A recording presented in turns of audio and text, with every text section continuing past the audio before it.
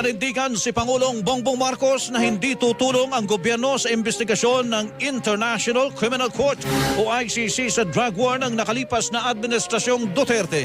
Ngunit sinabi ng Pangulo na hindi hahadlang ang gobyerno kung nanaisin mismo ni dating Pangulo Rodrigo Duterte na maimbestigahan siya ng ICC. Anya kung sakaling mangyari ang naisin ni dating Pangulong Duterte na imbestigahan siya ng ICC, sariling desisyon niya na ito at walang kamay dito ang gobyerno. If yun ang gugustuhin ni PRRD, hindi naman kami haharang doon sa mga ICC. Hindi lang kami tutulong. Ngunit kung pumapayag siya na makipag-usap siya o magpaimbestiga siya sa ICC, nasa kanya yun. Wala nang kaming desisyon doon. Gayunman, ibang usapin na umano kapag idinaan ito ng ICC sa Interpol o International Criminal Police Organization. We have obligations to